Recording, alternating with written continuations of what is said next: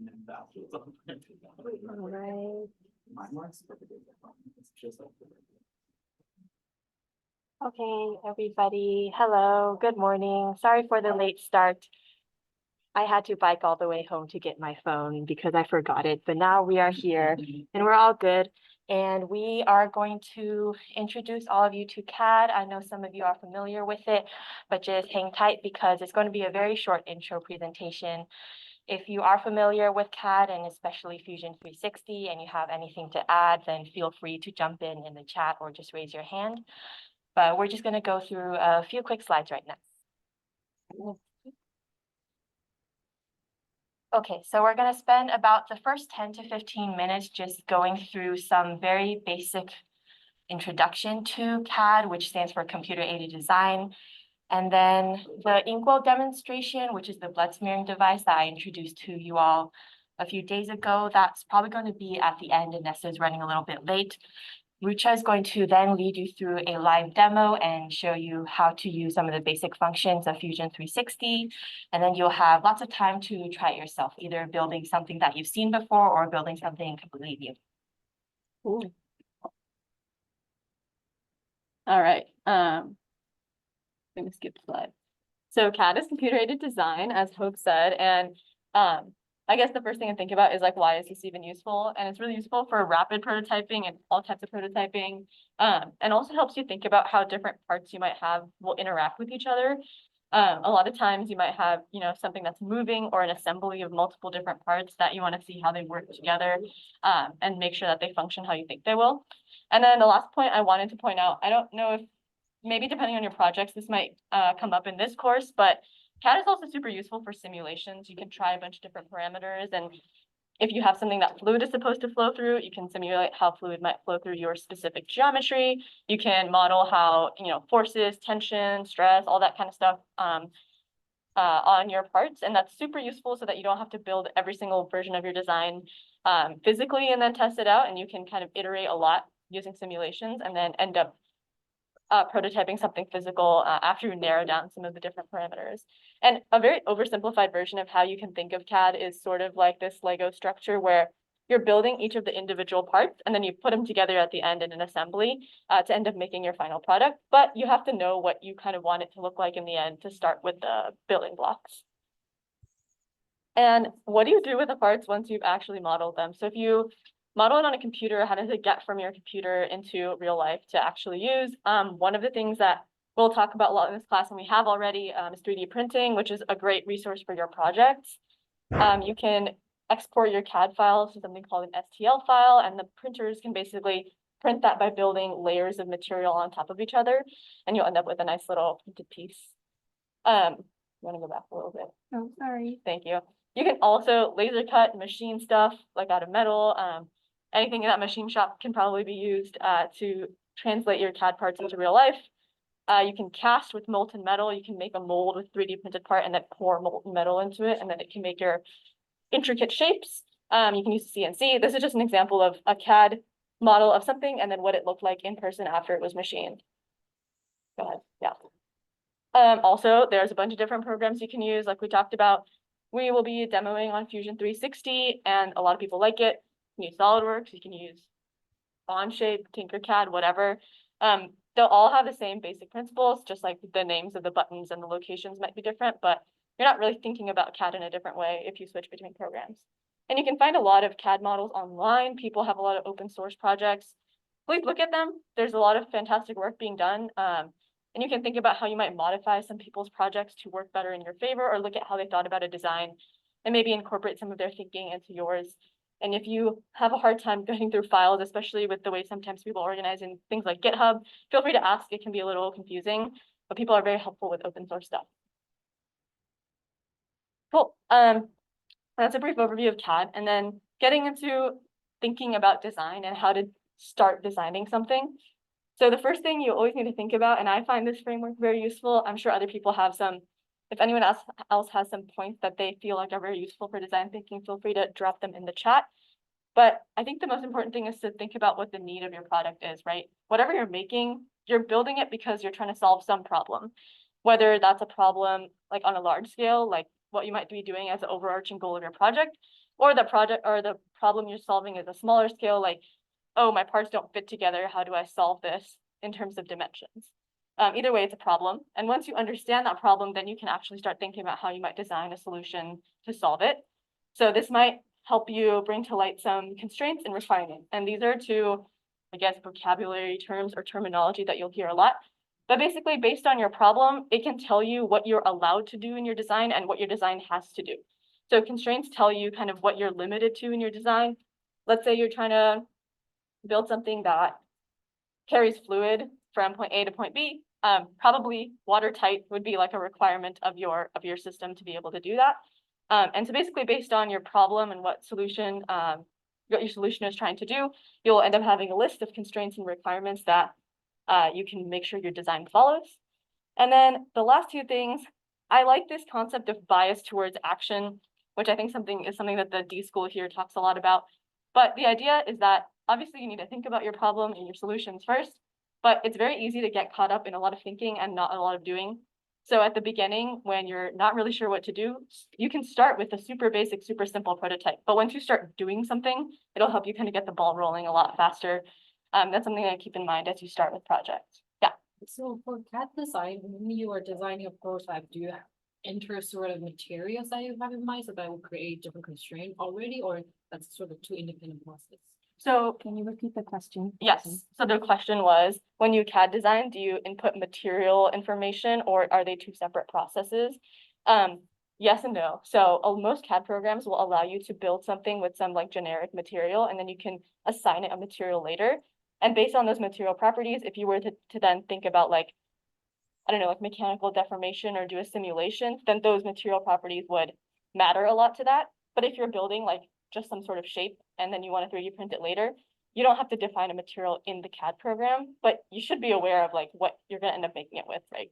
If you're making something out of plastic, it's going to act a lot differently than something made out of metal. So just think about that when designing, but you won't have to put that into the program right away. Cool. Okay. I'm gonna scan through because there's some animations, but so the next thing we're going to talk about are engineering drawings and why you might want to sketch out your design before you actually do anything at all in CAD.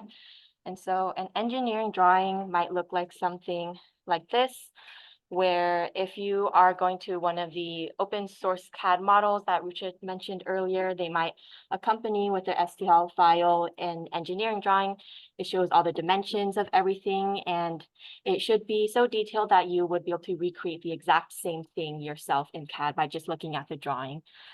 And so you can go from something like this to your actual 3D printed model and then adding some more complexity to it. This is apart from the UCT system that we heard from Dr. Benedict Diderach a few days ago.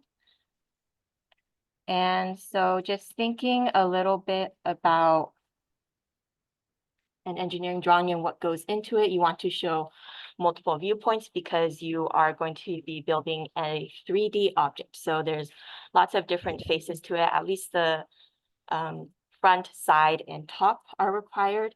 As for the dimensions, make sure you know what units you're working in and keep them consistent.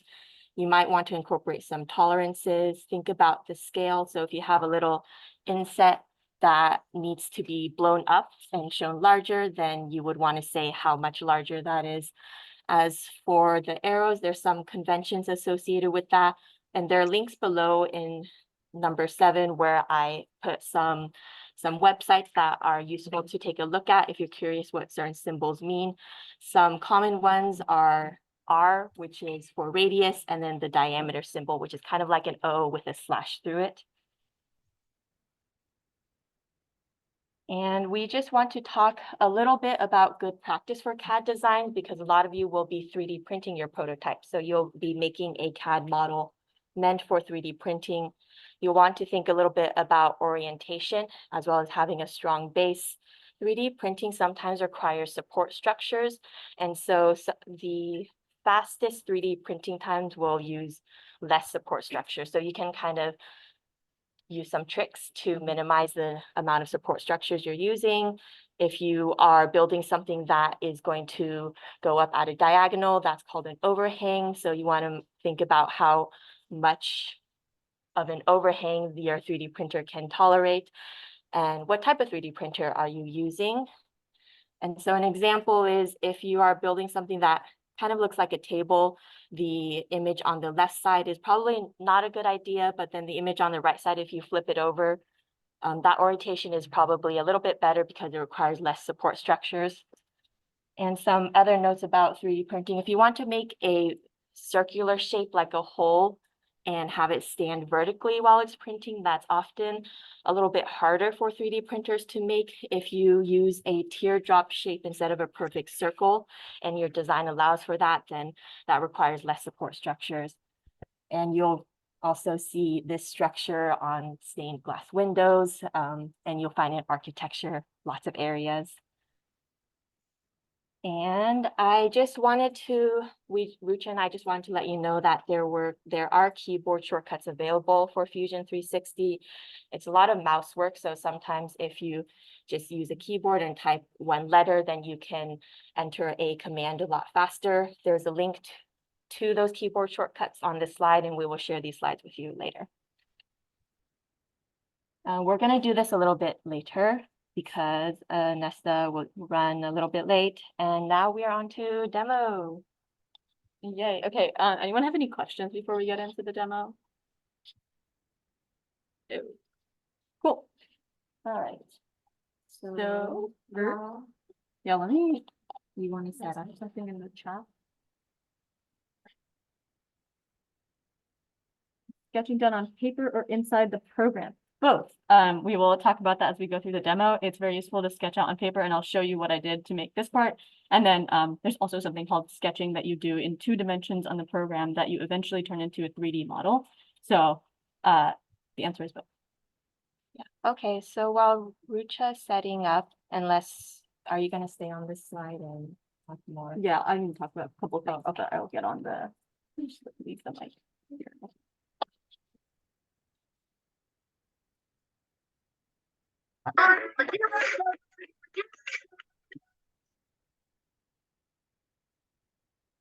Okay, hopefully you all can still hear me fine. Let me know if you can or can't, if you can just give a thumbs up.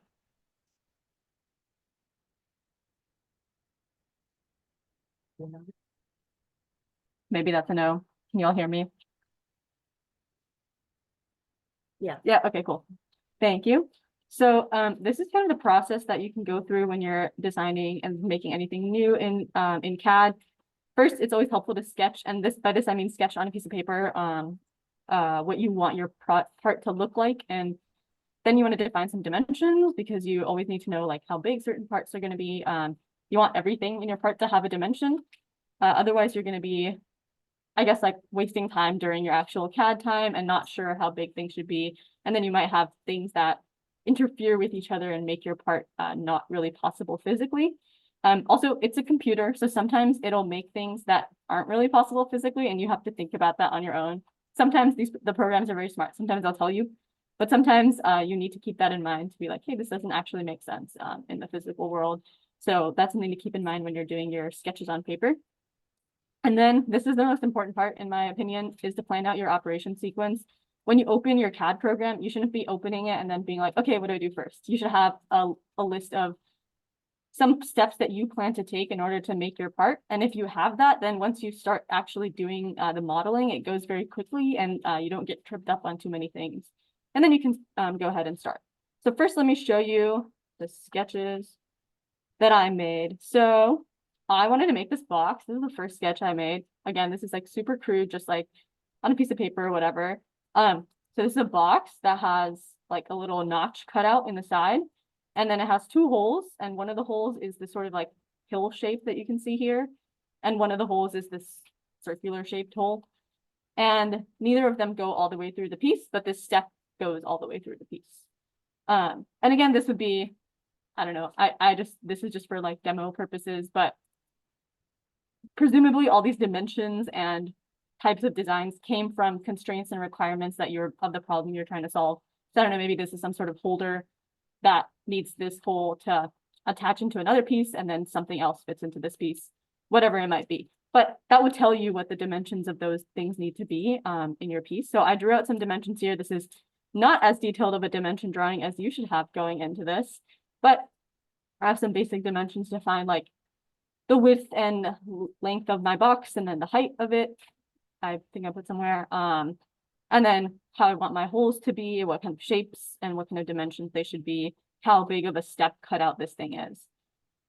And then once I have that, I can actually get to making my procedure. So some of these vocab words, if you haven't seen them before, might sound a little confusing now, but when we get into the actual program, hopefully they make a little bit more sense. So this was the procedure that I came up with. This is basically a four big step process where I think the first way that I would do this is first make the giant box and then start cutting out all the little features of it. That seemed like the most intuitive to me. Again, there's like a bunch of different ways you can go about doing this. And if any of you think about a different way, you can feel free to jump in and suggest, or you can also think about what might be like more efficient or less efficient. This was just what made most sense to me when I was thinking about this. And then I was thinking the second thing I would do is cut out this side notch. And then I would end up cutting out this pill-shaped hole and then this circular hole. And so that would be like my 4 overall steps that I would do in Fusion 360. So let me.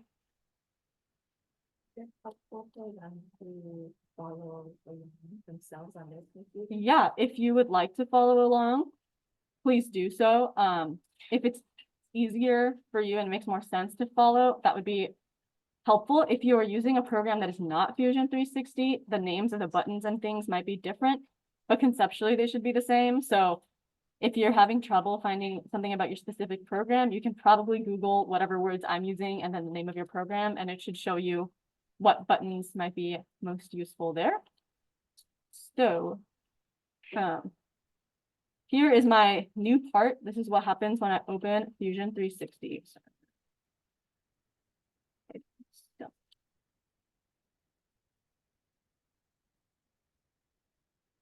Okay, so this is what I see when I open Fusion 360. This is like my blank modeling space where I can start doing whatever I want.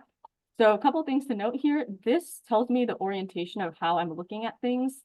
This is how I'm looking at my, I guess, like void in space where my part is going to be. And the different planes are named up here, and you can click on them to orient your part however you want to orient it. And then you can drag this around to change the view of the part. So I said the first thing I was going to do was to create this big box. And the first thing I'm going to do is sketch. And now this is sketch in the CAD program, not on paper. So what I'm going to do is I'm going to create a sketch, and I have to choose a plane on which I want to sketch. Now I'm going to, I think, choose the bottom plane. That makes the most sense for me, or the top plane is fine too. What that means is I'm basically looking down from the top at my part and I'm sketching that way. So I'm going to create a rectangle by clicking on this thing here. I guess I'll start from the center, always a great place to start, and then drop it wherever. And then if I hit escape, then I can like drop my rectangle.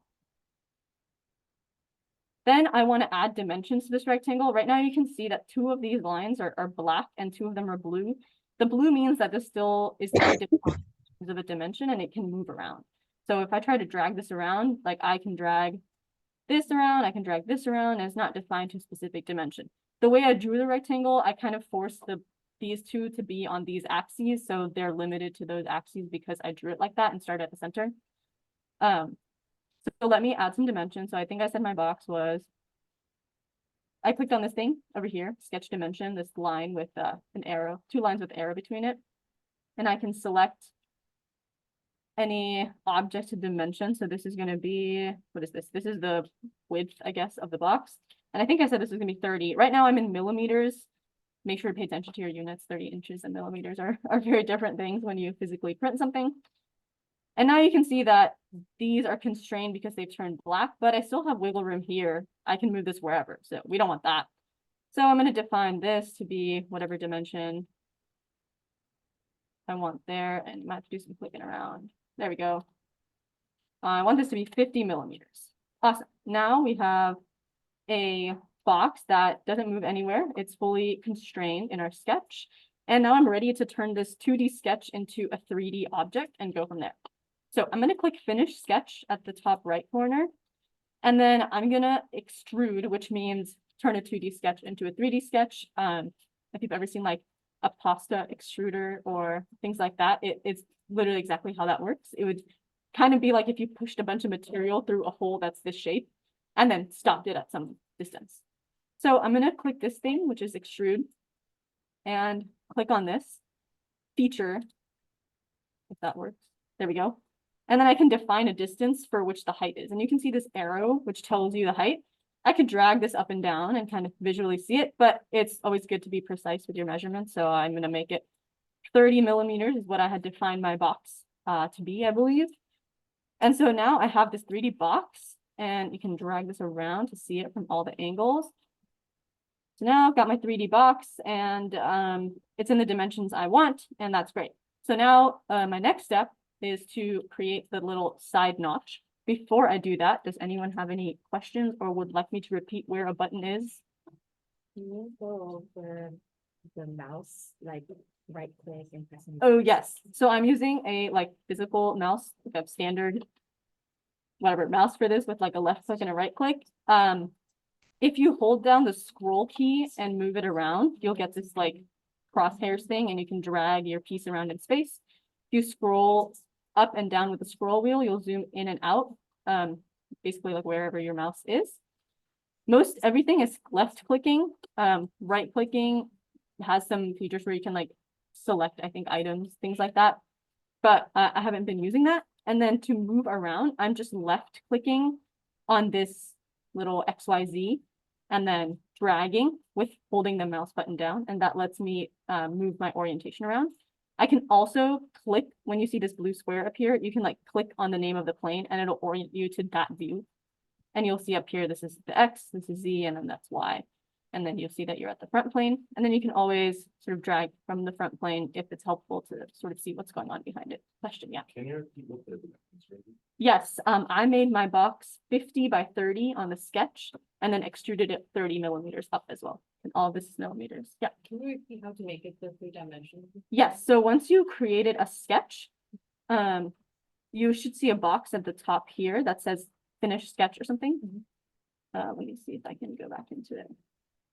There we go. So here I'm back in my sketch.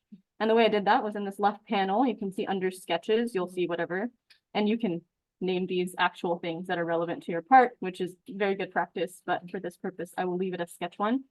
You click finish sketch. Once you finish the sketch, you'll see this box on the left in the solid thing that says extrude.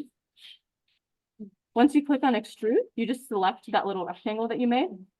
And then you can, it should have a little value thing where it says like 0, and you can enter whatever dimension. So I made it 30 millimeters high.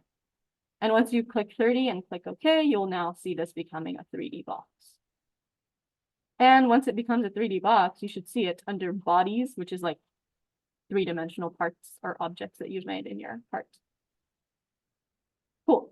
Also, this is not saved, so let me do that. Bad naming convention, but please name your thing something useful and relevant for your project. But save it a lot, because once you lose all of your progress on CAD, it gets very frustrating. Okay, cool. So if there's no other questions, I will move on to the notch. So the way I thought of the notch was, if I look at the box from the front, which is how I have it oriented here, I basically want to cut out like a little thing that looks like that, right? So I would like to make a rectangle on this face, which I can then tell it to cut out. And this hopefully will be more clear once I actually do it. But I'm going to do another sketch. And instead of selecting one of the planes that are sort of built in on the origin, I can actually select a face of the object I already created. So I can say I want to sketch on this face, which is the front of our box. And then I can make another rectangle, and I'm going to place the corner here. And here again, I'm just left clicking to place these. And you can see I've constrained, again, these 2 lines to be collinear with my rectangles lines. So they're constrained, but I haven't defined any dimension. So if you remember in my slide and my sketches, I had defined this step to be 20. That's kind of giant, but sure. guess that's what I needed. And then we had some sort of dimension for this too. I'm gonna pretend it's 10. You should have all of this decided based on your requirements, but I don't want to flip back to the slide right now. So let's say this is the step that we cut out. Actually, I think I made my box in the middle. Let's make it 15. That looks a little more like the picture that I made. Sorry. Apologies to the audio. Cool. Did I even define it? No. Whatever. Okay, so now we have this thing, and now how are we going to make a cut? Basically the same process as we did to extrude something, but it's kind of like a negative extrusion if you could think about it like that. So now my box is all constrained. There's nothing else I need to define here in terms of dimensions. So I can click finish sketch. And now I have this like lovely little rectangle on here. And then I can click extrude and select this face. And you see this arrow here. I can pull the arrow the other way and it will make a cut. And you can also do that by under this panel that shows up when you click extrude. If you click new body, it'll make like a new extrusion. But if you click cut, it'll basically make a negative extrusion. So a couple things to point out here. There's different ways you can define the extent of your cut. One way that you can do that is the distance. So if I know that my box, I know the cut needs to be 30 millimeters deep, then like 30 millimeters in this direction, in the negative Y, I can do that and know that that's what I want to do. But what if I end up later changing the dimensions of my box? If something in my design requirements is that the hole needs to go all the way through the box, then I can actually define this as all. And what that will do is, I can get back to a view that I like.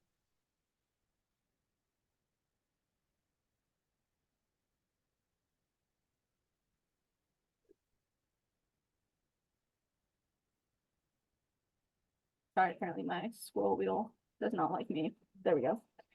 Then I can basically define it as going all the way through the object. So then if I later change my dimensions, I'm not changing the relationship of my little step cutout to the rest of my box. So that's good practice usually.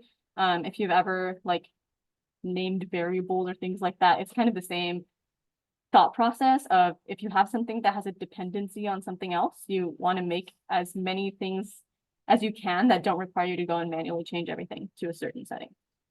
So now if I click that, it'll cut like I want.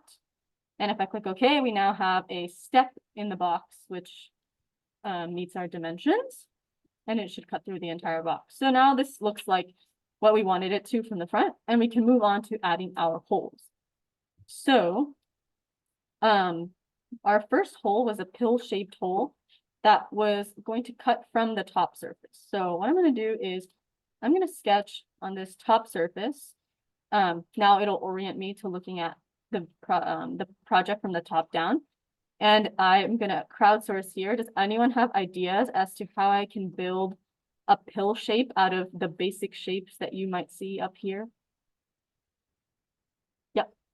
There should be a slot function. A slot function, yeah. You can also do the circle, 2 circles and then line. Yes, great suggestion. The suggestion was there is a slot function you could use, or you could do it out of basic shapes using 2 circles and a rectangle to create that pill shape. I'll do the second one just to show how you can combine basic shapes, but thank you. Yes, awesome. Same suggestion, 2 semicircles on a rectangle. So that's what I'll do. And I'm going to add my circles. We'll define this to remind me of what dimension I said the circle was.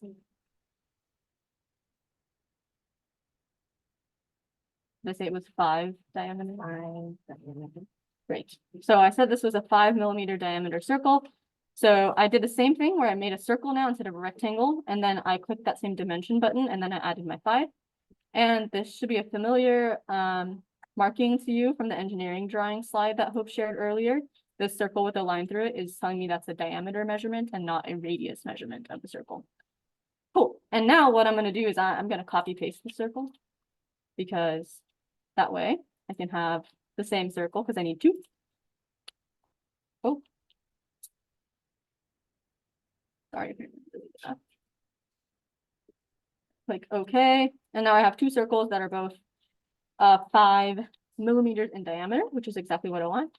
And then now let me define how this is related to my rectangle, because you can see it's still blue. I can move the circle around wherever. So I want to define some distance that's here. So let's say this distance is also going to be something I defined. So let's say it's 7 millimeters, and I want an equivalent distance on this side. So I'll make this one 7 millimeters as well. Again, this is a number that you'll find with your original sketches. You should have decided this number before you're starting to CAD.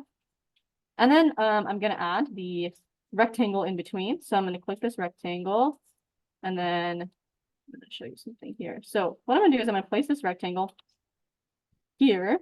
And actually, before I do that, I need to also define how far away my circle is from the edge of this.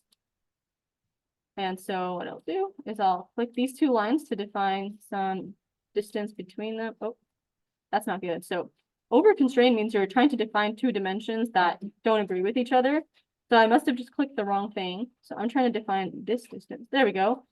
This distance should also be 7. And we also want the same for this other circle. So now we also make this 7. And now we see our circles are in black, which means they're constrained.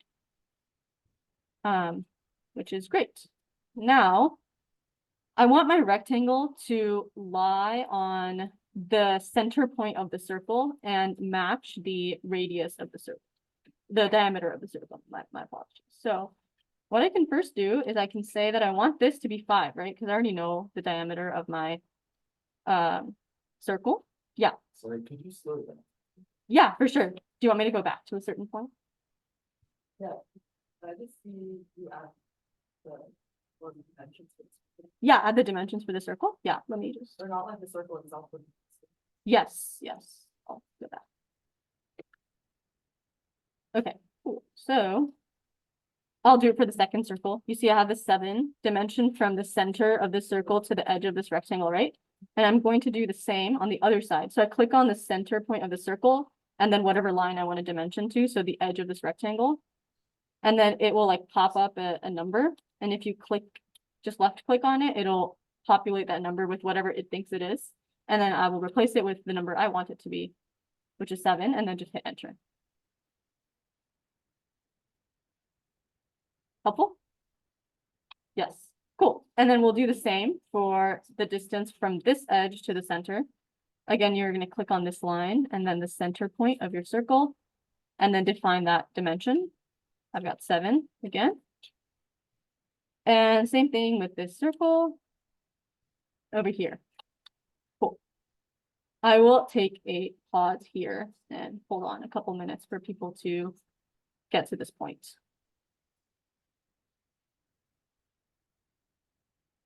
Oh, yes. Thanks, Ravi. The Mac probably has some different buttons. That is probably true. I am using a Windows laptop with an external mouse. So if you're using a different type of system, you might have different buttons. But I think generally the concepts will be the same. Most things will work with a left click and the enter or return button. You're having trouble drawing the square. Okay, let's go back to that. I will make a square that is not related to this. So we can undimension for now. Let me make another square.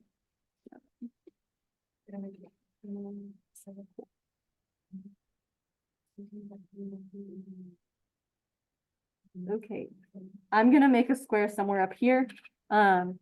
Hopefully that's helpful. So if you're able to get to this plane, this is like the void in space where you are building your part, you can click on the left top bar under these That I just constantly trying to. what is it called? Solid surface create. It's under this create menu. You create this 2-point rectangle, and you need to be in a sketch to do this. Once you're in the sketch, which you can get to by clicking this button, create sketch, and then selecting the plane. So I want to select the top plane because I want to sketch looking down. And then once I've selected the plane, now my options will show me some basic shapes here I can make, and I can create this 2-point rectangle. Once I clicked on that, it'll tell me to place my first corner, I'm gonna line it up with this axis. And then place my second corner wherever I want it to be. You can hit escape to get out of the placing rectangles menu. And now this is a rectangle, but none of the dimensions are defined, right? The only thing I have it constrained to is that it's touching this axis right now, which I didn't even tell it that it is, so. It can move anywhere. So now I can click this sketch dimension button, and I can give this some dimensions. So if I'm clicked on this line, I can define that this is supposed to be, I think I said 30 millimeters. Click on this line, tell it that it's supposed to be 50.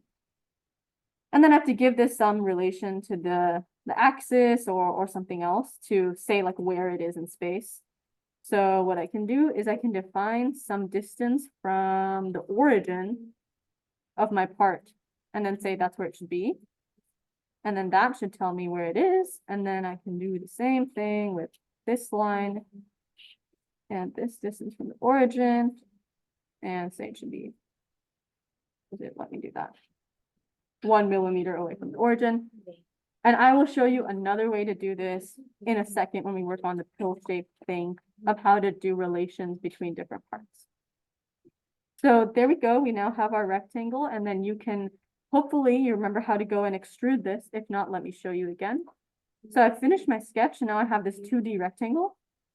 Now I click on extrude under this solid thing. I click on my part. And I give it some distance to extrude out, which is 30 millimeters. And now we have a box right here, which has created a 3D box. Cool. So let me take a pause here. If anyone is having any issues, let's, or any trouble getting to this part or needs help finding a certain button, please let me know. I can go over that again.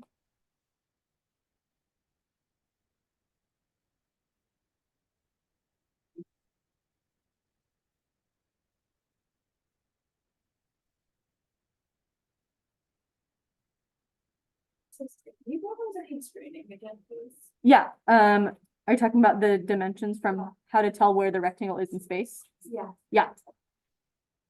So I'm gonna unextrude this just by hitting Control Z. And I want to go back into my sketch, so I'm gonna edit this sketch. Let me delete these dimensions. Okay, so you're good with this part of how to give the rectangle any dimensions, or should I go over that as well?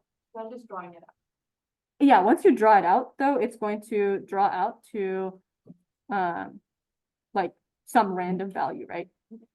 Now you want to click on this dimension line and then click on the either the line that you want to dimension or like 2 points between which you want to dimension, if that makes sense. So if I want to tell it what length this line is, I click on that line and then I tell it I want it to be 50. I can do the same thing here with this line. I want the length to be 30. Now I already did that, so it looks right already, but then I hit enter and we have a rectangle with dimensions. So now the rectangle knows what size it needs to be, but I can still move it around like anywhere in space, right? So let me know when you're ready for me to go over that. Take your time, take your time.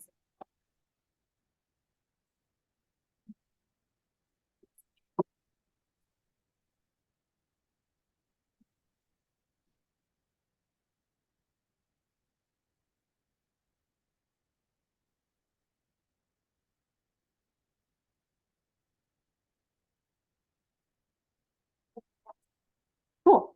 So now we have a rectangle that stays in the shape of the rectangle that we've said, but it moves around and it can move around in space wherever it wants because we didn't tell it where to be in relation to our origin. So I'm going to use the same dimensioning tool, but instead of dimensioning a line of this rectangle, I'm going to dimension a distance from some line of the rectangle to the origin of our system. So I can click on this origin. You can see it's this circle in a circle situation right here. And if I click on that, and then my other point is some point on the rectangle. So maybe this line. And it will automatically fill in some dimension that it thinks it should be, and we can replace that with whatever we want. So let's say I want this to be 60 millimeters away from the origin. So now I define the distance between this line and this origin point. And so it can move this way, but it can't move up and down anymore, no matter how hard I try, because I've told it you can only be at 60. And I also told it how tall this rectangle has to be. So these two lines are sort of fixed in the Y direction right now. But we still have an X direction that it can move in, right? So we can do basically the exact same thing. We click sketch dimension, we click our origin point, and then one of the lines of the rectangle, whichever one you want to use. And then you can define what distance this should be away from the Y-axis in the X direction, if that makes sense. So basically, how far away from this green line do you want the edge of your rectangle to be? And you can define that based on whatever constraints you have. Let's pretend that it needs to be 5 millimeters away from my axis. And as soon as I click enter on that, you'll be able to see that all of the lines on your sketch have turned black, which means that your sketch is fully constrained. And if I now try to drag around this rectangle anywhere in either direction, it's not going to let me. So that is what we call a fully defined sketch, which is always what you want to have before you try to make anything 3D.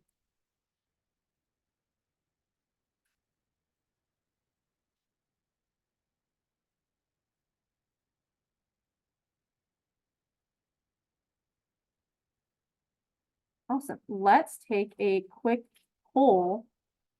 If you would like to move on, please put the thumbs up. And if you would like some more time, you can put thumbs down on Zoom.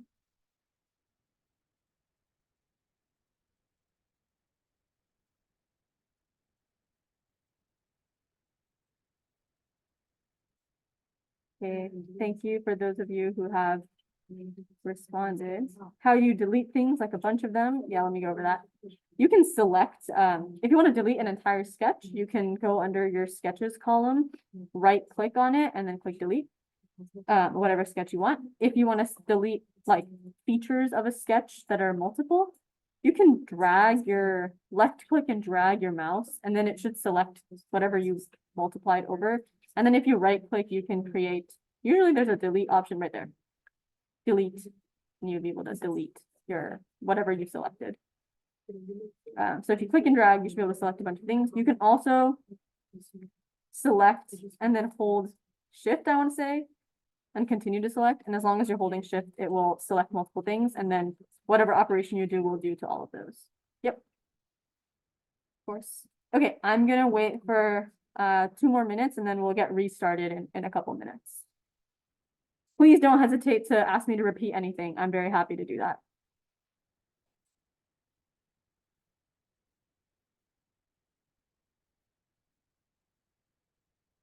Can you go a bit about how to change the distance between the object that you're trying to carve out and to the side?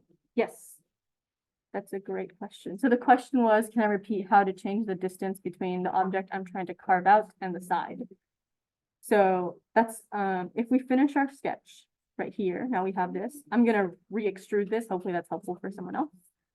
So I'm gonna extrude, click on my 2D sketch, and then give it a dimension of how high up in the Z direction I want my box to be, and I want it to be 30 millimeters. So now I've done that. Next, I would like to give it some dimensions of how to cut out the part. So the way I thought about doing that was basically creating a rectangle shaped hole that extends all the way through the box. And I want to make that hole from the front plane, because if I look at it from the front, I want to have that sort of like step look, right? So I'm going to work on this back box here and then match it to this front. So what I want to do is I want to sketch on this surface, the surface of my box that's parallel to the front planes. So I'm going to click create sketch and then click on the surface I want to sketch on. And it's not really helpful that my other box is in the way. Apologies, but I'll make a rectangle on this. Same way I made the rectangle before. Place the corners. and hit escape when I'm done. Then I will dimension how big I want this hole to be cut out. So I want this to be, I think I said 15. And that defined this distance from the edge of the box to where the end of your hole is. And you can see that that is now why this line turned black, because it can't move anywhere in the X direction anymore. But it can still, this line can still move around in the Y direction. We didn't say how much from the top we want this to be. So I can then define that length. I think I said this should be 20. And I want it to be 20 millimeters away from the top of the box that I'm making. So now we have a fully defined sketch. And we know that because none of our lines are blue and we are not able to move around the shape we created anywhere. Then I'll create, say, finish sketch. And now I have this box with a rectangle in it. And you can see it kind of made a separate piece there. Now I'm going to click extrude and click on the surface that I want to cut. And then I can do this in two ways. One is to drag this arrow and drag it backwards. If you drag it forward, it'll create like a positive extrusion. Backwards will create a cut. Or I can change this operation in this menu to cut. Next in the menu, there's two ways I can define this, or there's multiple ways, but we'll talk about two. One, I can give it a distance. I know that I want my cut to go deep into the box in the Y direction as 30 millimeters, right? So I can put distance and then do 30. Oh, it didn't like that. Need to drag my arrow the other way. There we go. Cut 30. Sorry, I forgot the negative sign. Negative 30 because my axis was pointing, the Y-axis is pointing out towards me right now. So I made it negative 30 and that's what I defined it as. You can also define it as, instead of extent typing distance, you can say all. And what that means is it'll just cut through everything that's in its path forever. So if you add other things into this, it'll still cut. It'll cut through the entire object. And we talked about why that's important is, or useful, is because if I end up changing the dimensions of my box, or I'm going to add more things onto my box later that I also want the cut to go through. And that's part of my design requirements is that this step cut goes through my entire piece. Then I don't have to keep manually updating these dimensions every time I change dimensions, right? I have this requirement and it'll always just automatically adjust. So you can change that to all as well. For the purposes of this demonstration, we're not adding anything to the box. So whether you do 30 or all, your final product is going to look the exact same. So you won't end up with anything different. And then I just click OK, and I'll have my cut. All right. Cool. I will move on, jump back into the pill-shaped hole that we were making. And please feel free to stop me if you would like me to go over anything again. So I'm going to find my sketch again that I made, which is sketch 3. Right click on it and click edit sketch. And I can go back into my sketch. I just zoomed in. I'm looking at this box from the top down. And I have my two circles. And what I want to do now is add a rectangle to connect these two to end up making a pill shape. So what I will do is I'll add a rectangle. Just going to add it like randomly for now. And if you remember, the first thing we did was we defined the width of this rectangle to match the diameter of the circle. So I'm going to say it's 5. But my rectangle can still like move anywhere. So how do I make it not do that? So what I can do is this is going to be a new menu that we haven't used before, but we can relate different objects to other objects that we already made. So I want to define this line as going through the center point of the circle, right? So what I can do is use a bunch of these things under constraints, which basically tells the program that I want a certain dimension to be constrained by another thing that I've already made on the sketch. So let me go through some of these. So these can be coincident, where you have like points that come together. You can do tangent, you can do things are equal, things are parallel, perpendicular, etc. Concentric circles, so you want things to have the same center, like a smaller circle and a bigger circle around it. You can make things symmetrical, you can make things collinear. There's a whole lot of options, but for now, I think I'll use coincident. So I'll put this, I can find the midpoint of this line using this midpoint. So I can do that. And if I click that, what I did was I made the midpoint of my rectangle coincident with the midpoint of the center circle diameter. And what you can see happened is now my rectangle is centered where my circle is centered. And since we already defined the width of the rectangle to equal the diameter, it's constrained in the middle of the circle, and I can no longer move it anywhere in the X direction or the Y direction for this top. But I haven't done anything here, so I can still stretch this one out as far as possible. I'm going to do the exact same step on the next one. So if you needed a repeat, hopefully this is helpful. I will find the midpoint, and you can see that it pops up saying what it does. Constrains a point or object to the midpoint of another object.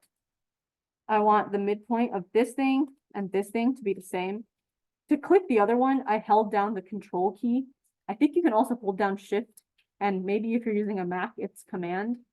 But you should be able to select multiple things, and then you can also click this button after selecting them. And now we can see that everything is fully constrained, and we have a rectangle with our two circles that are all connected together, and none of these can move anywhere. Okay, I'm going to pause here for questions or repeats.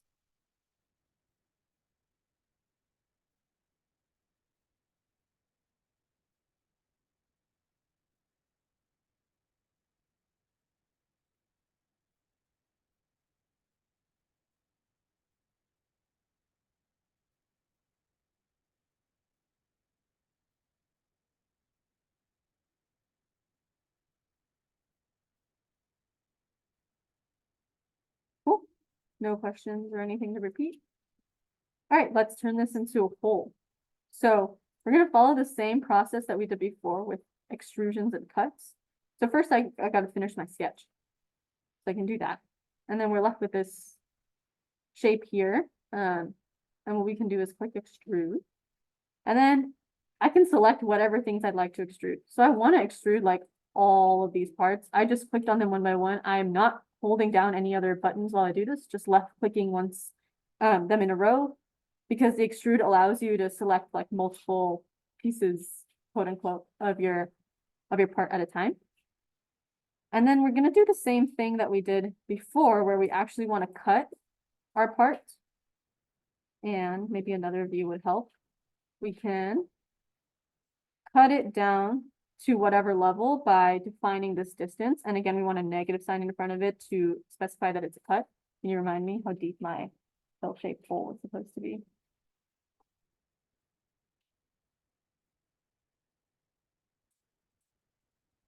Just 20. Yeah, I'll say 20. All right, so negative 20 millimeters is what I said this hole should be. And I just clicked negative 20 and then I hit enter. And now if we look at our piece, we have a pill-shaped hole that, as you can see, doesn't go all the way through the part. This is the bottom of the, or like it's hitting something solid in the part. And if we look at the part from the bottom, we do not see a hole coming through because we only made that hole partial, which is exactly what we want.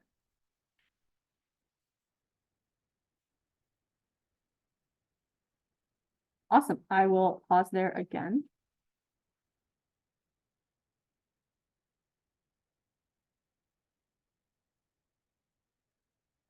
There's a glare from where I'm sitting on like when you click extrude, what you change in the sidebar, like to specify the Yes. depth. So Is could it you- helpful if I like move this? I don't know. Yeah. No, maybe you can say verbally like what. Yes, I can say verbally. I'm going to just redo that. So I have just clicked finish sketch, and I'm now back in this menu. I click extrude in this top left panel, and I can now select all the different parts that I would like to extrude. So since I made this shape out of smaller shapes, I can just select all of the ones that I actually want, and the ones highlighted in blue are what gets selected.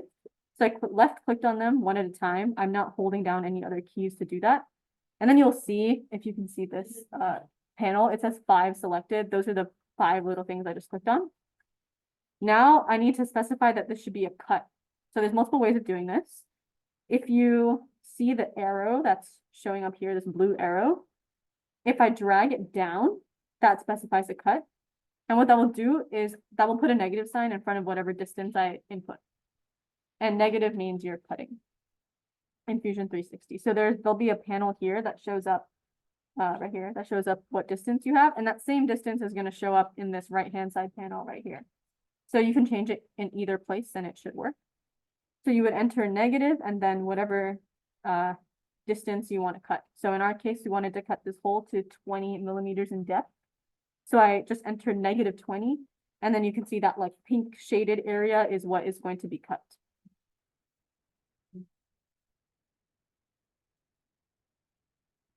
Do we need the base of the cut to be cylindrical or flat here?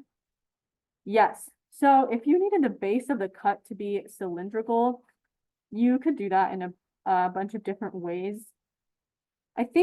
Let me think about the best way that I would go about doing this. So there are some slot features you could use that kind of have those things already created in Fusion 360, and then you don't have to do anything by yourself. So if you're using a slot or a screw that already has a specific type of shape for like the bottom of it, then it could follow that pattern.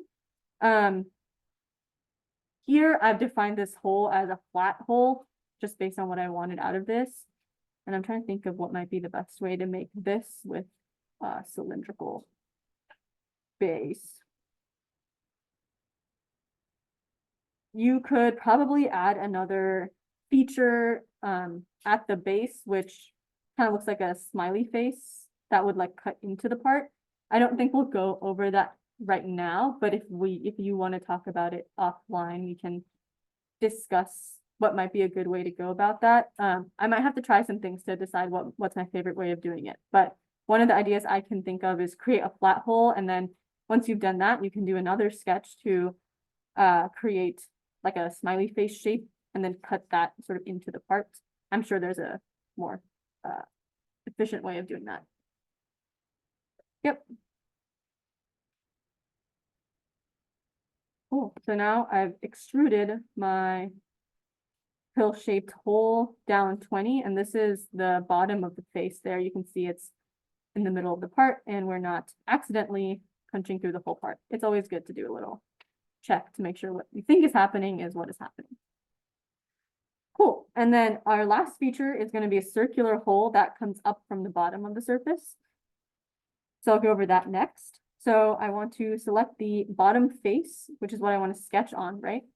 So what I can do is move my view until I'm at the bottom face, do another sketch, select the bottom face of this box.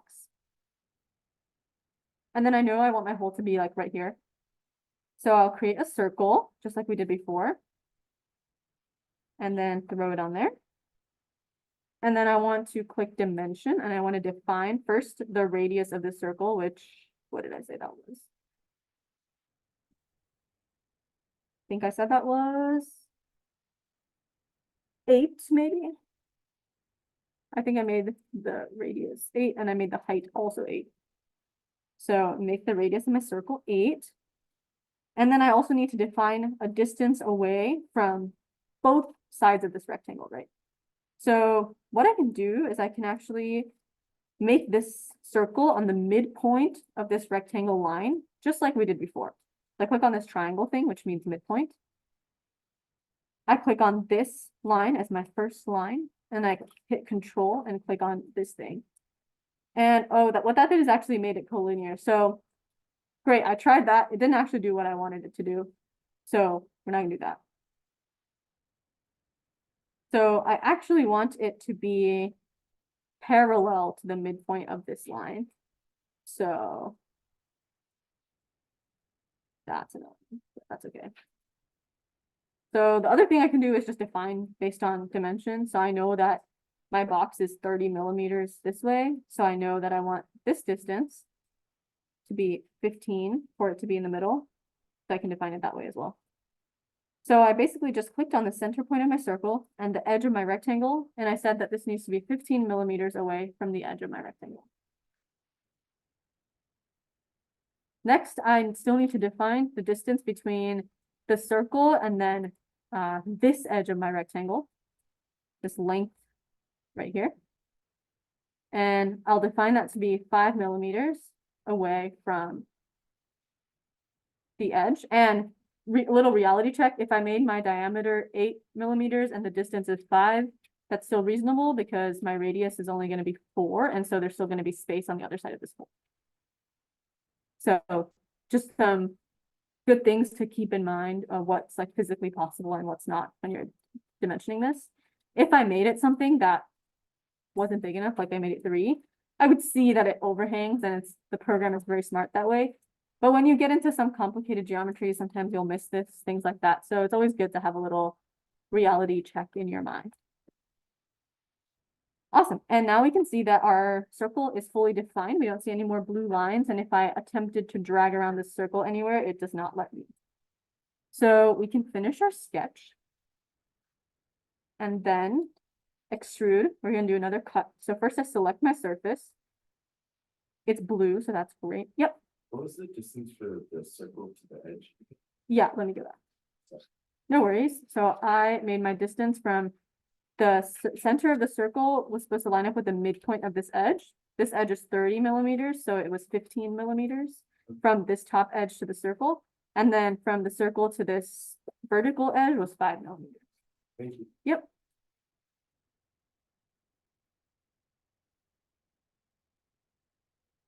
All right, so I finished the sketch. We're going to extrude to make a cut.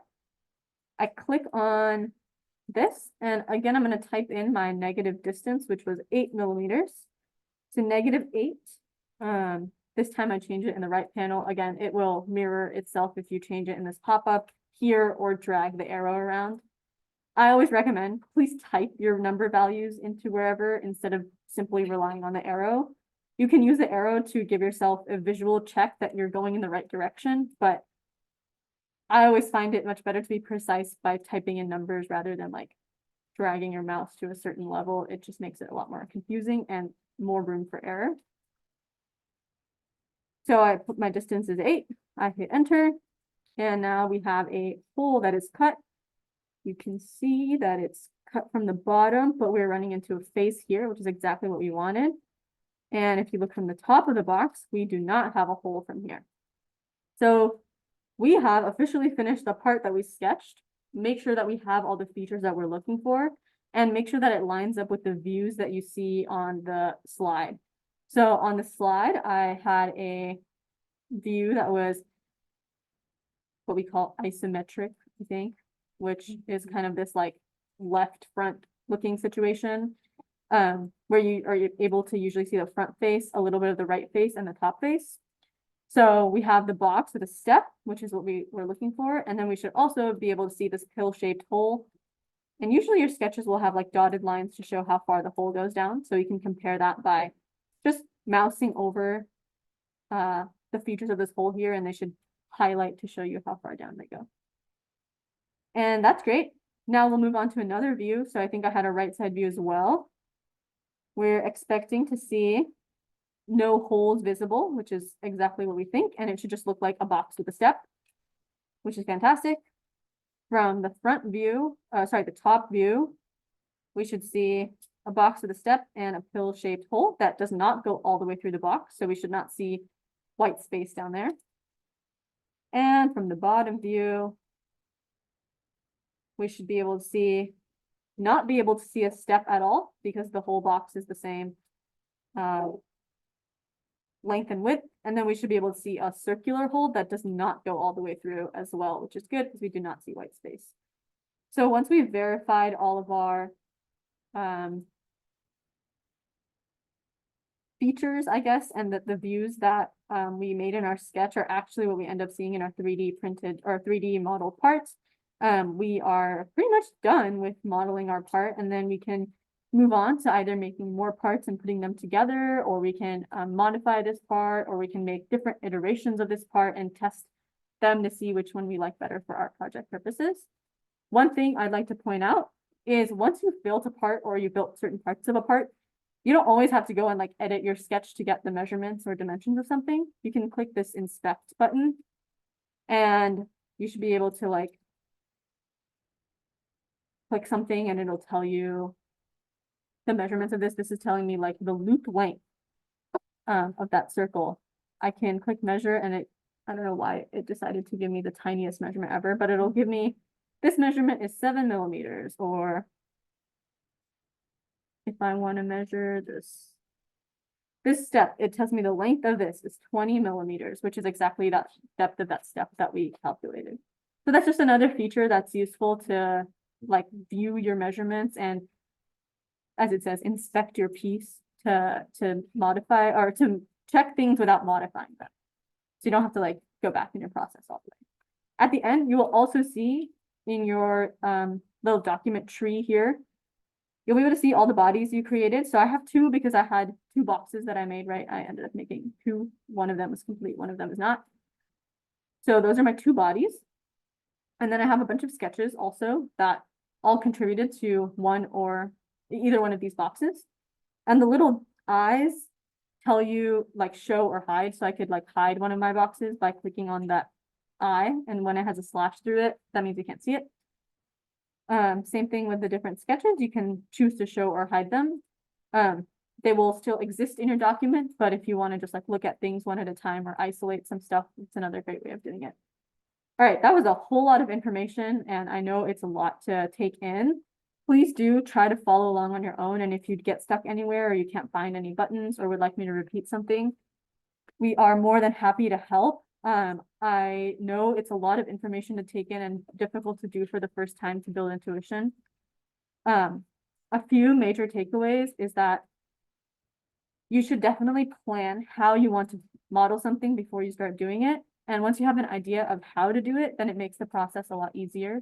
So think about which faces you want to start from, what dimensions you might need, what basic shapes you can use to put things together, what relationships there are between different measurements of your part or different aspects of your parts. And all of that will set you up for a CAD success. Cool.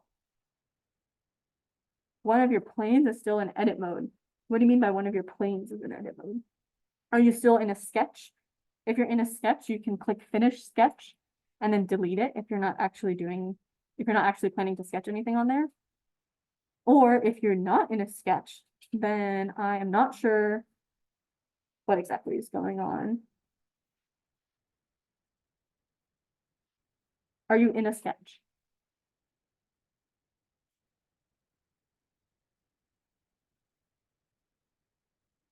You're not in a sketch, and you're saying your plane is an edit mode. Okay, let me see if I can recreate that issue and figure out how to get out of it.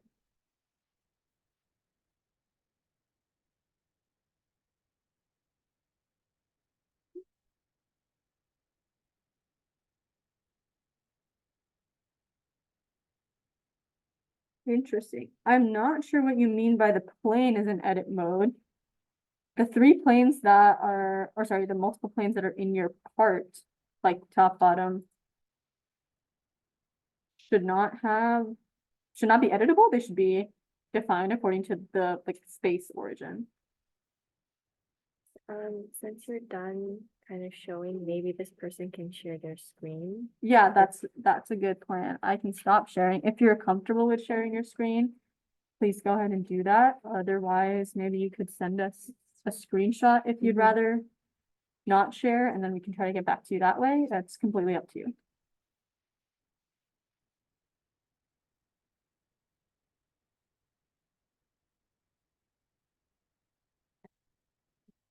Okay. What is? Could you show me where you see the little pen thing?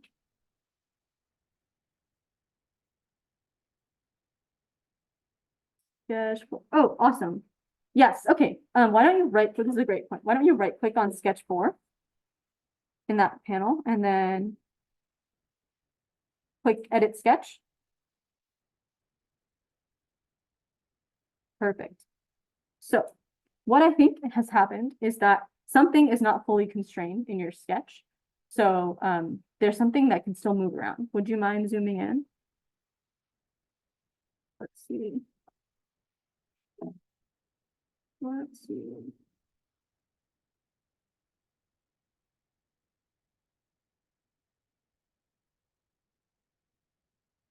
Well, it looks like all your lines are black. Can you try dragging around? What is this point right here? I think that's the problem. Can I annotate your screen? What's going on there? What is that? Can you try dragging that around? There you go. So it looked like you just added a point by accident, which happens a lot. And then once you deleted it, your sketch went back to being fully defined and constrained because you had all your other important details constrained. If you needed a point for some reason, you would just need to make sure to give it some dimensions in relation to other parts of your sketch. And then you should see that little lock button on the side, which is why it looks like that. But yes, good point. That's another great way to check if all your sketches are fully defined.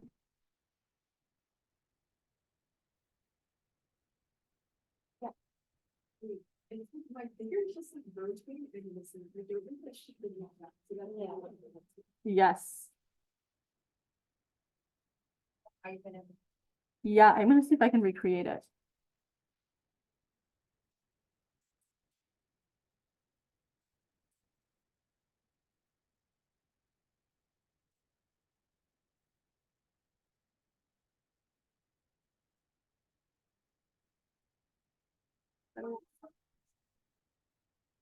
Shows us quickly. So for those of you who feel very comfortable with this, you can feel free to try to design one of your own parts.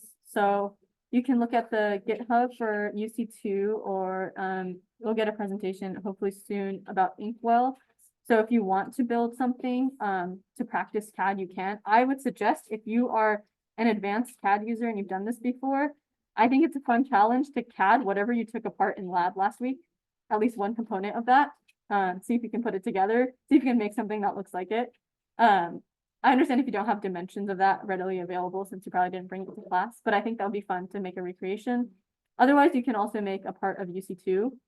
If you're still working on this demo tutorial, I would really suggest to finish that first before you move on to something else. Because it's really useful once you've sort of built up the basics to then you can move on to things that are maybe more fun and interesting. But these are some links to GitHubs that you can access the parts on, and we would love you to be able to look at these, think about how you might go about making them on your own, and then try to recreate them with your own thought process. Yeah, and these links should be in Discord for those of you that are looking for them. So right now we'll have some work time until we get our presentation about Inkwell. But if you have any questions or you want to talk about the demo or want me to go over something again, that is totally okay to ask during this time as well. So for now, I will let everyone get to working on what they're interested in, which are either UC2 stuff, Inkwell parts, finishing this demo piece, or making what you took apart in lab last week, or any component of that. That's your choice. We would love for you to share screenshots and maybe things you learned in the Discord channel for this lab. If you come up with any fun shortcuts, keyboard shortcuts, useful buttons, or you just make something cool, please put a screenshot.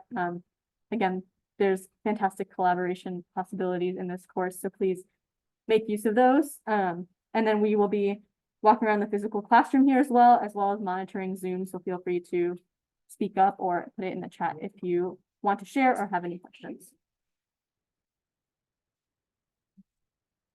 Yes, question. Can Yeah, I share go my ahead. screen? I have some doubts. Sure, you can share your screen. Let me unshare. Okay. Yeah. So I was just messing around and designing something random. Yeah, cool. So yeah, the first question that I had was something that the other person just had problems with. Like here it says like where my cursor is, there's this pencil icon and then the lock icon, right? Like what does it mean? First Yes. of all. So what it means is when you have that like edit icon with the pencil thing, that means that your sketch is still in edit mode, quote unquote, or it's still underdefined. So there's something there that your dimensions aren't fully defined and something can still be moved around. The lock button means that your lock button means that your sketch is fully defined, and that's what we want. So if you open one of your sketches that has the pencil thing, we can maybe investigate to see what might be causing that. Okay. Yeah. So yeah, you can right click on it and then click edit sketch. Okay, it's not getting clicked, maybe because I have this open already. Yeah, maybe just turn off that orbit. Yeah, Yeah, okay. Edit sketch. yep. Okay, so it looks like you have some center lines drawn in there that aren't defined.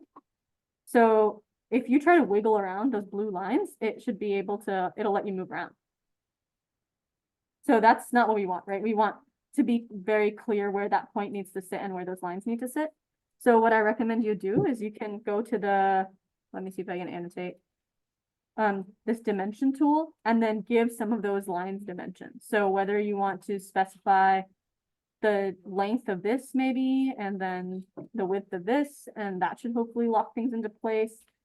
You know, define where this point is in relation to the corners, however you want to go about defining it. It just means that there is something that we didn't tell them the dimensions and it doesn't know where to put it. Oh, okay. So for the 3D model to be printed, all of the sketches have to be locked and defined, and- right? Yes, that's the best practice. If you accidentally don't have your full sketch defined, your model might still be made, but it's not good practice and it will probably look funny and do something wrong. So even if it builds and doesn't give you any errors, that does not mean that all of your sketches are fully defined. You want to make sure they're all fully defined before you do any extrusions. Right. So there might be such small errors, right? Because of which the model that we're trying to design would not be Yeah. how we want it to be. Yeah, and it'll just like place it wherever it thinks that line should go, and that might not always be the most intuitive way either. So sometimes it's obvious that there's an error, sometimes it's not obvious that there's an error. So just check on the panel to make sure that it says all your sketches are fully defined and they all have that lock button, and then you know that you're in good shape. Okay. I have another question. So earlier you mentioned that when such vertical, like vertically the holes are being created, then when it is being printed, it's more difficult for a system to do that. Why is that the case? So how a 3D printer works, and I'm gonna attempt to draw this very poorly, but basically a 3D printer is like a little needle which extrudes out some material and it builds by layers. So if I have, this is my, sorry for this awful drawing, but if this is my plate that I'm 3D printing on, my material is gonna build layer by layer. So let's say my first layer is like that. And then it's gonna keep going in this direction. But you can think about how it's difficult to make a circle out of thin air, right? So what it ends up doing is it creates something a bit more like that because it needs like something to build on. So it'll make this like very jagged circle in order to have like something to put the next layer on because it can't build the layer on air, right?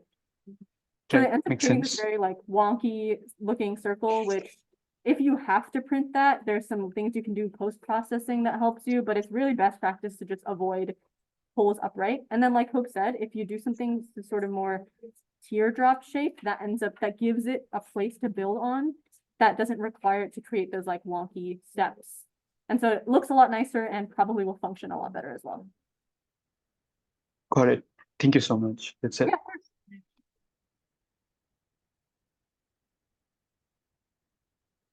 So Nesta's just gonna grab one more piece and then she can. Take over. So yeah, Cool. people are going to the GitHubs and finding files and perfect to work on, but I think the Nesta's presentation will probably take us to the end. Great. Okay, awesome. Well, thanks everyone. If you have more CAD questions, you can feel free to drop them in the Discord. And we'll get back to you as fast as we can. You can put screenshots in there. You can help your fellow classmates out if you happen to know the answer or have run into that issue before. And then we will get started on the presentation about Inkwell in a couple of minutes. So yeah, please, I recommend if you have the time this weekend and want to mess around, at least try to get this demo part finished. And if you have something else fun you'd like to make, I think it's a very useful exercise as you get into your projects so that you feel comfortable with designing stuff that's meant to be printed or prototyped. All right, thanks everyone. Just hang tight. And also, if you built something cool in CAD, we want to see it. please post it on Discord, like a screenshot and your thoughts and what you would want the piece to be used for. I think it would be fun for all of us if you do decide to build something on your own or even something that's already made, like the links that we shared to the UCT and Inkwell GitHubs. I think that would be really fun.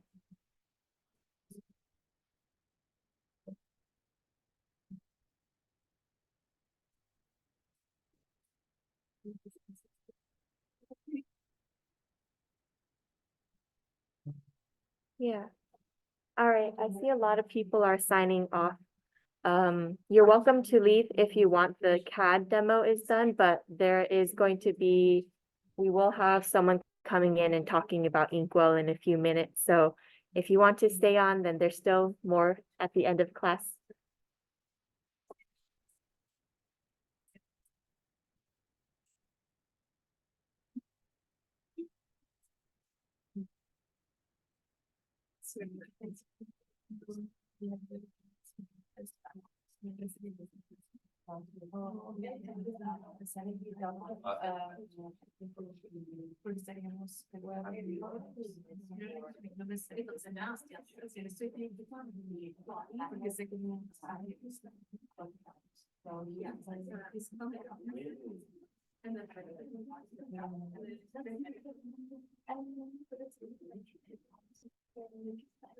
Oh, is it not exactly?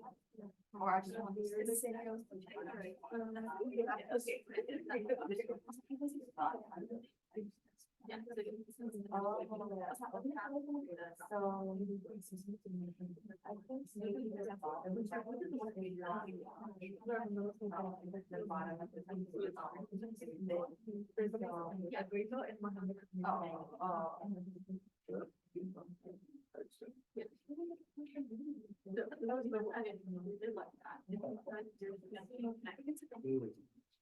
So you're sketching on the plan state, and it goes to the which is when you fix the board, it's out. And probably the final point or towards you.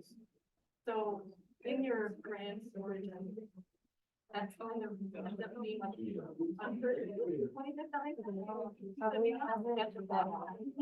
What you wanna do Is the Zoom is on this computer This webcam. and it's to this webcam. So if you can show stuff there, that'd be great. And then we don't have a different, this is the only wireless microphone that works. So you can have it in front of you.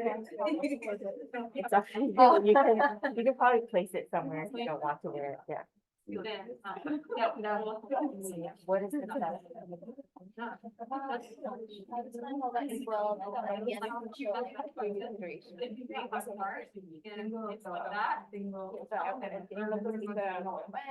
Oh.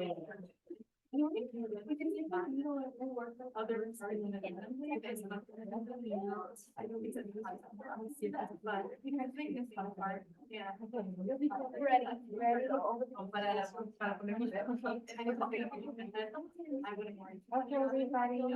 I know you all are working on your own respective CAD projects. You're welcome to continue working, but we also have someone from the Prakash Lab who was heavily involved in the design of Inkwell, who can talk a little bit about the design process, the final project, and kind of the iterations that they had to go through to reach this final product. So this is Anessa. This is just for the Zoom, right? This is like not for everyone else. No, You guys it's can just hear for me the Zoom. fine, right? But it's like, Yeah. okay. Okay. Did you mention Inkwell at all? I only mentioned there was a blood smearing device. Oh, okay, yeah. Are you guys familiar with blood smears at all? Yeah, some. Yeah, I'm just gonna do a quick demo, just to show like this is what they do in the field. So you basically, instead of this, you do a finger prick. You have something like this, you have one drop of the blood. You can see one drop of blood. You just do it manually, kind of by hand, like this. It makes kind of a contact there, and you slowly, quickly smear it. So it creates kind of like the squeegee effect. As you can see that when you're doing it by hand in the field, this is not too far off from what it is in the field where you're in the middle of the nowhere and you have no table and you have to do this in the field. And the quality of this will determine how well your diagnostic sensitivity is, because if the smears are not great, meaning you have multiple blood cells or red blood cells on top of each other, then it's really difficult to see if there are any pathogens in that one or anything underneath. So how do we make this into a consistent smear each time, regardless of the skills and regardless of kind of the resources that you have? So we came up with Inkwell here. So I'll do the same thing. We have about 4 microliters of blood. This is the pseudo blood that we've been using for another project with similar rheometry properties. So here we go. Okay. So, I mean, I'll admit this blue liquid is a little bit dry right now, but yes, if you do it with real blood, it would be a little bit better. Essentially what you see is a kit of parts, so most of these are 3D printed, and I have the raw parts here if you guys want to take a look. It's about 6 pieces, right? 6 pieces that would be heavy. I think you have the files. I've seen it on your screen. So yeah, these are kind of, if you guys want to just look at it, kind of the real manifestation of what was in the CAD. You can pass around Brandon part. Yeah, so essentially it's 6 3D printed parts along with kind of off-the-shelf parts. So those include these metal rods, right? So when you 3D print material that is supposed to move, is very difficult, because especially if you do like a PLA printing, the resolution is not great enough for it to have a smooth motion, right? And in this scenario, you don't want to get like along the screen. So what we compensated with was with these rods, but also these amazing Pegasus bearings. Just very simple, a piece of plastic ring or sleeve, very smooth in nature, and that if I'm just holding this and I run this through, it will just fall, right? I got it, yeah. So when we have the parts that actually move, and you can see in one of them, the carriage we call it, where the rods do actually go in.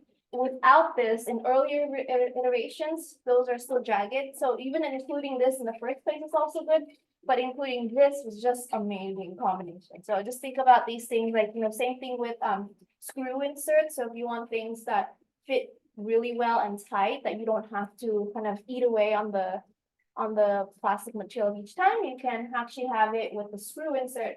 I don't have it with me, but it's basically like, imagine a sleeve that has a little threading inside. So we can fit that nicely in your 3D printed parts, and then you can use it as a screw as if it was like another metal piece, but it's actually a 3D printed part.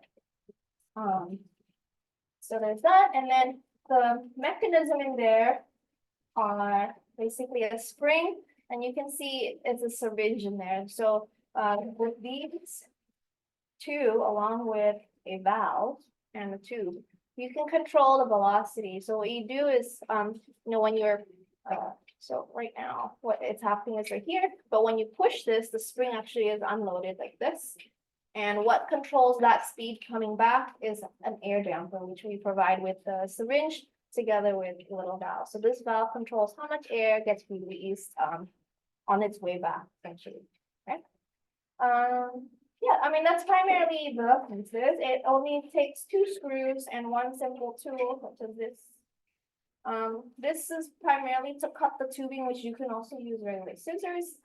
This is also used for the syringe. So the syringe typically has a little flange at the top, which we cut away in there so that it can fit in the housing a little bit better.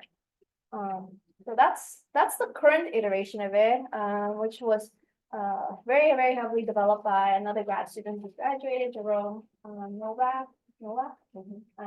He just graduated.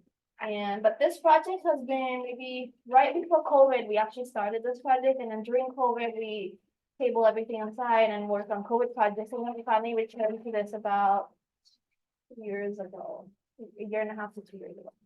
But if you guys are curious to see the evolution of it, they're all kind of here in various formats. You can see that initially we didn't have a 3D printer, so this is right before COVID. We didn't have a 3D printer, so this is just laser cut pieces. And it was very janky. It was using like a tiny pen spring. So the motion was also like not controlled, so you know, if I were to improve on this, it would have a kind of a guided rod for the spring itself. But others that were really fun. So before we were like, oh, how can we make these little guide rails so smooth that it doesn't impede the motion at all? And you do that by not, have you guys 3D printed things before using PLA? Do you know that sometimes you have the option to do support and not support? So when you have a support because of overhangs, when you remove them, it's very rough. So you don't want that when you print things that are supposed to move. So initially we were like, okay, what is the right angle in which we don't need this to have support? So it's much, so this is already a big improvement from before. But again, like I said, with the metal rods, it's just so much smoother, especially with the with the iGuess here. But feel free to come up here if you guys want to see. Then we were also looking at like different clips, you know, how do we hold the the spreader slide itself, because sometimes that is the issue where, you know, when you're using it by hand, it angles in various motions. So, yeah. We had a really, and then we were trying to go very minimal at one point and not have anything, and we thought, okay, maybe we can have something like this, where literally it's just a motion to help control that that angle and maintain that contact. Be careful to open that. We had a very fun one where it's like a this is very fun one where, you know, doesn't work right now, so the stick broke, but you know, it's a pullback bar, essentially that would create the smear, similar concept. Yeah, so I think it was just a lot of fun, you know, developing along the way. And then this was the guided rail that I was mentioning earlier, where, you know, with the spring and the guided rail. So this was good, but when you look at so when we were expecting for springs, we wanted to look at the force, but also, you know, the contracted dimension versus the expanded dimension, because that will dictate how big and how long this thing has to be in order to, you know, travel at least 20 to 30 millimeters to make the smear. Yeah, so yeah, this is still using the guided rails and that, you know, you have a custom. Yeah, I was curious, how did you decide to go from each, decide when to Japan and integration and go to the next? What, you know, computer freedom, motion. Oh, yeah, the question was, what was the deciding point, whether to, you know, which parts to improve along the way? Let me know if I'm paraphrasing it differently. Which parts to improve along the way and when the iterations needed to happen. So I think it's just a lot of trial and error. So the first ones, even before testing with blood, you know, if it's obviously jagged motion, then that's like no go. And a lot of the times, so initially when we first looked at, you know, how fast should this thing go, we also did another setup, which I don't have here, where we had attached a high-speed camera to see, you know, first we imaged an expert in our lab who does really nice smears. And we want to see like, what is that angle and what is that velocity we're looking at? And then aside from that, we also had a motorized version where we said, okay, let's just run through a parameter sweep going from 20 mm per second to 50 mm per second, or sorry, from 5 mm per second to 50 mm per second, and just see like which one produces best smear. And by best, we looked at each of them under a microscope just to make sure that they are densely packed of single layers. Because if it's also sparse, it's also not very useful, right? You can imagine if you're just like looking at the slide forever and it takes a long time, right? You're looking at a field view that's this small and the cell like so tiny that you have to search everywhere for a cell, and that will just increase the time significantly. So you want things that are densely packed and yet not overlapping. So that was our criteria. So we went from one iteration to the other just to increase the smoothness and also increase the usability. So so I think obviously performance was the first. Second one was usability, and third was the manufacturability. So how can we reduce the number of parts so that we're not buying 1,000 pieces, we're not using 10 screws, you know, for one thing. And some of these things have like built-in yeah, so like see this little hole, it's plugged in. You can see that on this side there are two holes. So this is just that one screw that holds the spring in place. But if that, because we don't have that threaded insert, but if that gets eaten up because, you know, you do have to change it, this thing breaks or the spring breaks or something, Then we have a second hole here in which you can use that also to hold the spring. So things like that increase the longevity of the product itself. With the 3D printing itself, I mentioned the supports.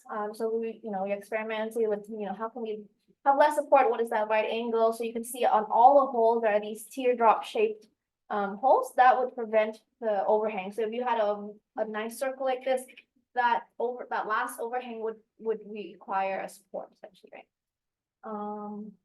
Yeah, does that answer? Yeah, you all are welcome to get up and come look at the parts, see kind of the evolution of Inkwell. Or you're also welcome to continue working on the CAD part.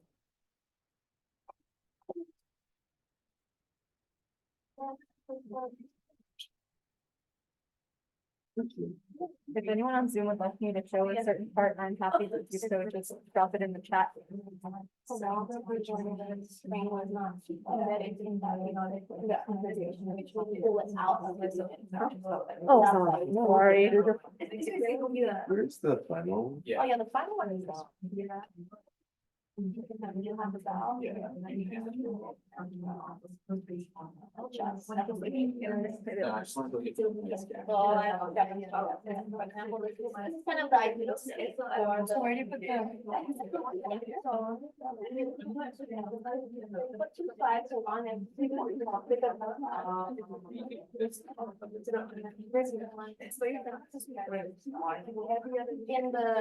bedroom, that was mentioning, it was more of the configuration, but in this case, there's an edge, and you can actually use this one, so that you only use one edge, and each slice has like say 4 edges. Yeah, so you put the blessing, that's just the whole creating.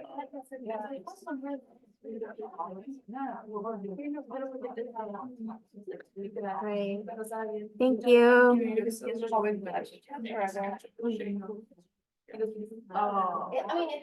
from your first, it's need about 4 to 6 weeks. Like, that contact is necessary for it to be installed. Like, that was much better than the one I've ever earlier. But yeah. But you guys can, if you wanna try, you can like try it like that. And then just work again here, but it shouldn't take any. Like you would know that much. From wherever you want to. Here for this. Everything is the best for it.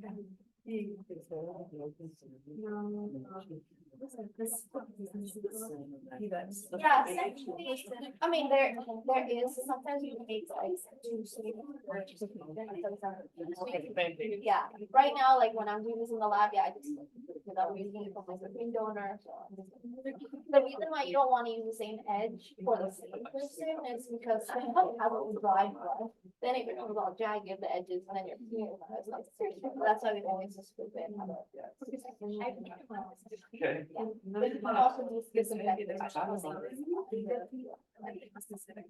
Taking a look at this. It's a plastic, it's a spring on my.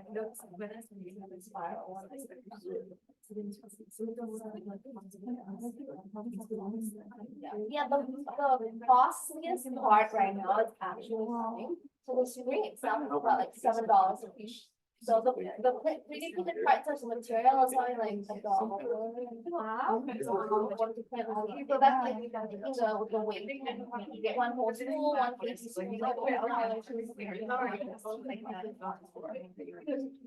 And then the syringe, and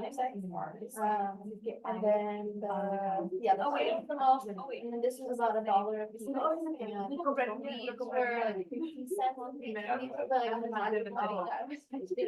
yeah, it's amazing. I can show you like, so for example, there are 9 ones. Right, and a long time ago, we had to like sand these off so that they're like perfect circles, but they were never perfect circles, right? Like they just no. And plus printing things this thin was very difficult. My doctor's one, so Just look up. and before when it was all jagged, You know, so hard, I would literally use a drill and clean out the hole. And it was, yeah, that was the other thing for the manufacturer. So now I can assemble one in about 10 minutes.